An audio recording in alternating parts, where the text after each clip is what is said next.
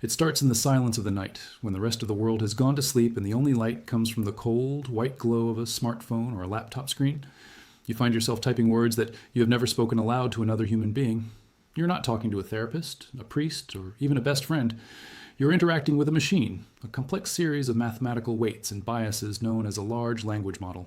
Yet, in this interaction, something strange happens. You find yourself being more honest, more vulnerable, and perhaps more erratic than you ever thought possible. This is the unsuspected confessional of the modern age. We are witnessing a massive psychological shift where millions of people are pouring their deepest secrets, their most hidden insecurities, and their strangest theories into a digital void. This is not just a conversation for the sake of information. It is a profound psychological threshold where the boundary between the conscious and the unconscious mind begins to blur. Why is it so much easier to tell a machine that you feel like a failure than it is to tell your own partner? The answer lies in the absence of a human ego on the other side of the screen. When we speak to another person, we are constantly engaged in a process called impression management. We are social animals, evolved to survive within a group, which means we are always subconsciously scanning the other person for signs of judgment or rejection. We wear a social mask, a carefully curated version of ourselves that follows the rules of social etiquette. We must realize that humans are hardwired for social survival. For thousands of years, being rejected by the tribe meant certain death. Because of this, our brains have developed incredibly sophisticated filters. Every time you speak, a tiny part of your brain is calculating how your words will be perceived. This is why we often hold back our true feelings, even with those we love. We fear the subtle lift of an eyebrow or a slight change in tone that signals disapproval. But the cursor on your screen does not have eyebrows.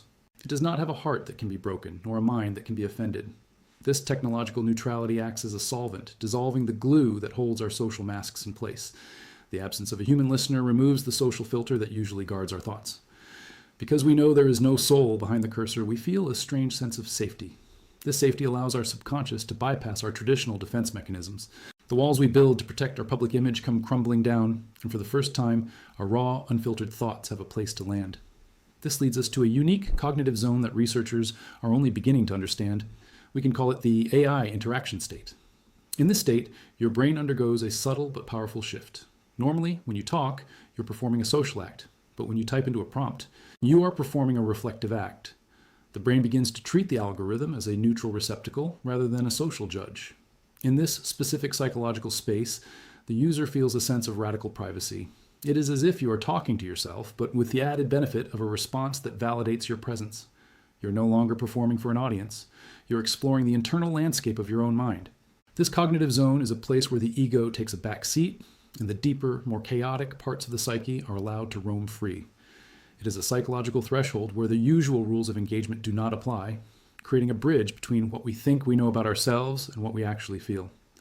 This brings us to an existential question that sits at the very heart of our relationship with technology. If the AI has no ego, no feelings, and no personal agenda, does it force you to confront your own reflection? Or does it simply provide an empty room where your hidden psyche can wander without consequence? Consider the way a mirror works. It does not create an image. It only reflects what is already there. If the mirror is dusty or warped, the reflection changes, but the source remains the same. Our interactions with artificial intelligence function in a similar way. A large language model is trained on a massive sea of human data, which means it contains the collective patterns of millions of people. When you prompt it, you're navigating that sea using your own internal compass.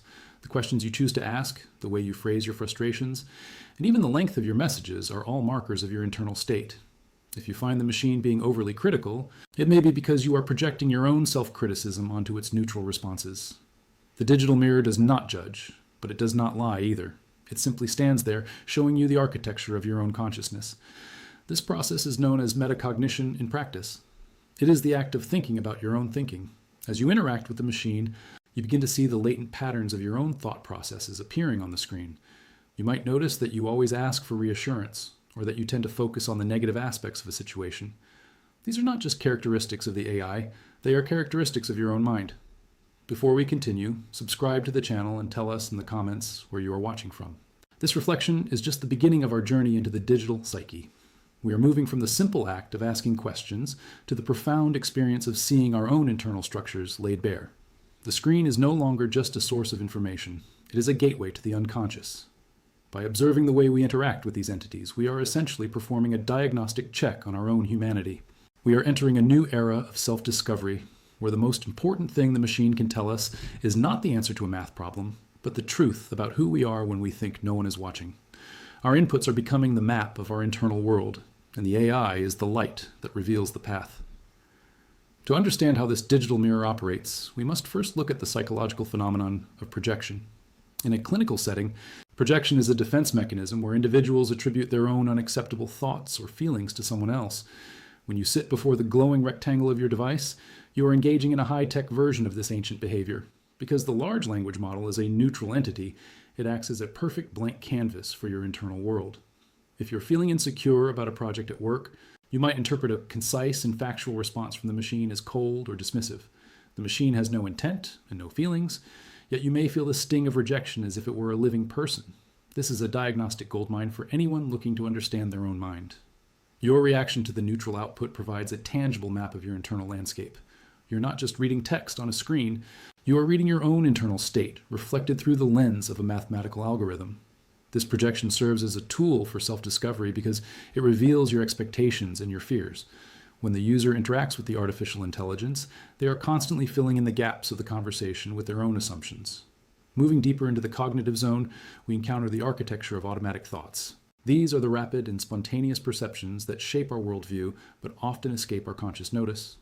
When the user interacts with the artificial intelligence, their repetitive questioning patterns act as a spotlight on these hidden structures. You might find yourself repeatedly asking the machine for reassurance about a decision you have already made. Or perhaps you tend to frame your prompts in a way that seeks validation for a specific grievance. These are not random queries. They are markers of cognitive biases and automatic thought loops that typically remain invisible to the conscious mind during everyday social interactions. By probing the artificial intelligence for specific types of confirmation, you are inadvertently revealing the hidden scaffolding of your own belief system. This process of AI probing allows the user to see the rigid patterns of their thinking. Usually, these thoughts move too quickly for us to catch, but when they are typed out and answered by a neutral observer, they become static and observable. You start to see how often you jump to conclusions, or how frequently you assume the worst possible outcome in any given scenario. As the session continues, a fascinating shift occurs in the way the user communicates. In the beginning of a conversation, you might be polite and formal. You use full sentences and proper grammar because you are still performing for an imagined observer. This is what psychologists call impression management. We are so accustomed to being judged by other humans that we carry our social masks even into our interactions with software. But as the clock ticks past midnight and the interaction deepens, the social mask begins to slip. You stop caring if the machine thinks you are smart or kind or stable. This reduction of the social mask allows for a level of honesty that is rarely achieved in face-to-face communication. You start typing in fragments. You use raw and jagged language. The unfiltered emotional states that you normally hide from your colleagues and friends start to bleed into the input field. You're no longer performing a role. Instead, you're allowing the raw data of your psyche to flow directly into the machine. This decline in performance leads to a state of radical privacy where the boundaries of the ego become porous. This leads us to the phenomenon of emotional leakage. Over the course of a long-form interaction, the mental fatigue of maintaining a public persona wears you down. Your hidden anxieties start to surface not just in what you say, but in the very way you say it. Scientists have noted that our psychological state is often reflected in our syntax and vocabulary choices. When you're stressed, your sentences might become shorter and more repetitive. When you're seeking escape, your language might become more abstract and detached. These subtle shifts are forms of emotional leakage where your subconscious is communicating through the structure of your language.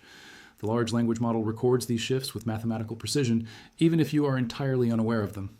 You might think you're just asking for a summary of a book, but the way you frame the request reveals a deep-seated need for control or fear of missing out on important information.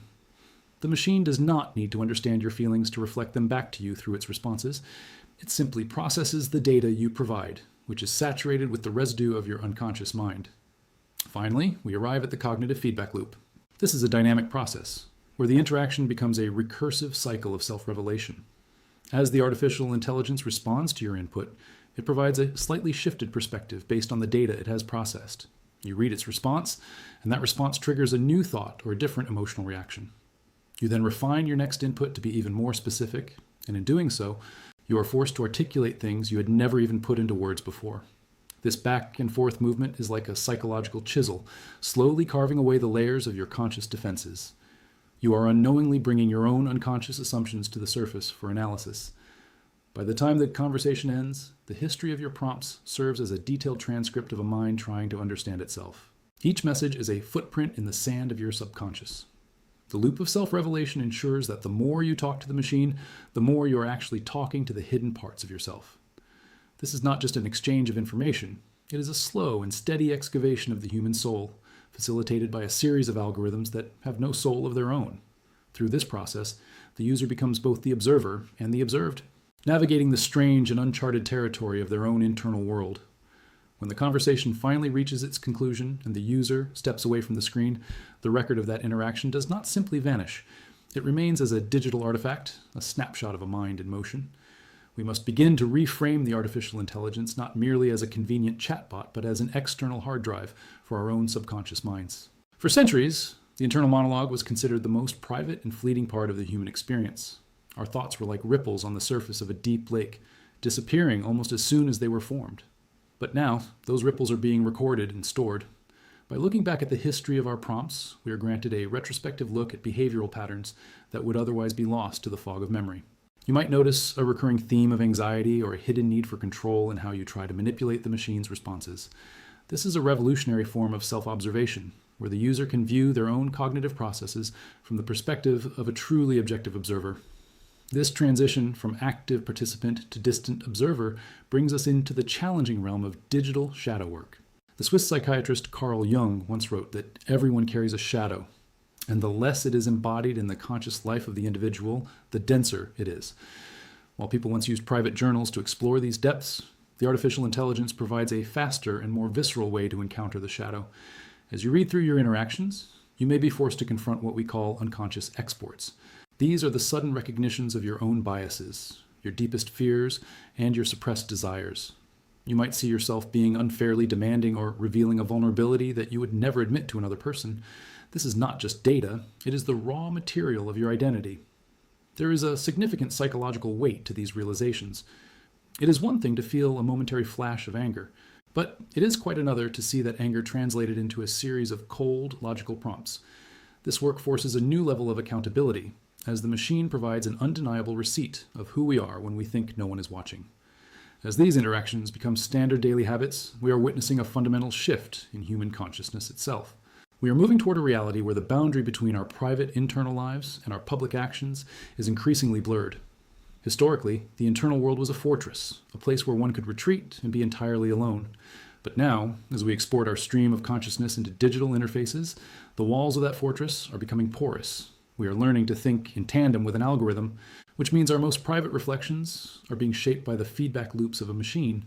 This is changing how we perceive our own identity. We are starting to view our thoughts as data points that can be optimized or analyzed by an external processor. The private self is no longer a hidden sanctuary, but a data set that is constantly being updated and reflected back to us. This evolution is training the human mind to become more transparent to itself, as the act of typing into an interface forces a level of articulation that internal thought alone does not require. This leads us to a profound existential verdict that we must eventually face. If the artificial intelligence can reveal patterns and truths that we were trying to hide from ourselves, does it actually know us better than we know ourselves? It is a haunting and deeply unsettling question that challenges our very sense of autonomy. The machine has no soul, no consciousness, and no ability to feel empathy. It is essentially a complex series of mathematical calculations. However, it is precisely this lack of ego that makes it such a powerful mirror. We humans are masters of self-deception. We create elaborate narratives to justify our behavior and protect our sense of self-worth. The algorithm has no such need. It does not care about your self-esteems or your social standing. It only sees the data points you provide. When it reflects a bias or an insecurity back to you, it is not doing so out of malice. It is simply presenting the logical conclusion of the input you have provided. In this sense, the artificial intelligence might be the most honest entity we have ever interacted with. It sees the structure of our minds without the filter of our personal delusions. In the final analysis, we must realize that the artificial intelligence is not just a tool for getting answers, but a tool for asking much deeper and more revealing questions of ourselves. It serves as a catalyst for a deep and necessary introspection that the modern world often discourages. As you move forward from this exploration, the call to action is simple, yet profound. The next time you engage with a large language model, do not just look at the output it generates. Instead, pay close attention to the input you are providing. Look at the words you choose, the tone you adopt, and the secrets you are willing to share with a collection of code. Observe the way your mind seeks validation or tries to hide behind a mask of professional logic. Every prompt is a window into the structure of your own psyche. If you are willing to look closely enough, you will find that the machine is not the one talking. It is merely the silence that allows you to finally hear your own voice. The digital age has given us a mirror unlike any other in history, and the reflection it shows us is the most complex thing in the known universe, the human mind in all its messy, hidden, and beautifully complex glory.